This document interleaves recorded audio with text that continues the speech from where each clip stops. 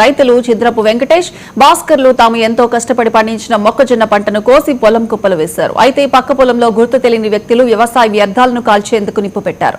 క్షణాల్లో మంటలు ఉవ్వెత్తనెగిసిపడడంతో గాలి వేగానికి మంటలు మొక్కజొన్న కుప్పలకు వ్యాపించాయి. దీంతో వెంకటేష్ కు చెందిన 4 ఎకరాలు, భాస్కర్ కు చెందిన 2 ఎకరాల పంట పూర్తిగా కాలి బూడిదైంది. చేతికొచ్చిన పంట కళ్ల ముందే నాశనం కావడంతో రైతులు గుండెలు బాదుకుంటున్నారు.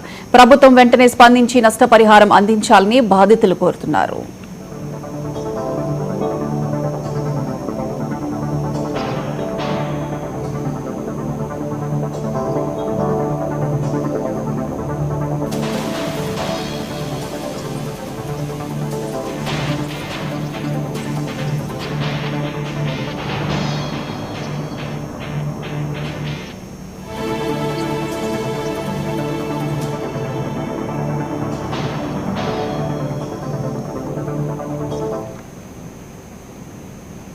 నంద్యాల జిల్లా శ్రీశైలం దేవస్థానంలో భక్తుల సౌకర్యార్థం పలు చోట్ల సెల్ఫ్ సర్వీస్ కియోస్క్ మిషన్లు ఏర్పాటు చేశారు.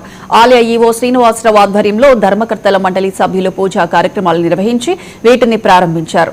స్వామివారి దర్శనం, లడ్డూ ప్రసాదం, కేశఖండన టికెట్లను భక్తులు నేరుగా పొందేలా ఈ కియోస్కులు అందుబాటులోకి వచ్చాయి. అలాగే విరాళాలు కూడా వీటి ద్వారా చెల్లించవచ్చని ఈవో తెలిపారు. భక్తులకు సాంకేతిక సేవలు మెరుగుపరచడమే లక్ష్యంగా కియోస్క్ మిషన్లు ఏర్పాటు చేసినట్లు పేర్కొన్నారు.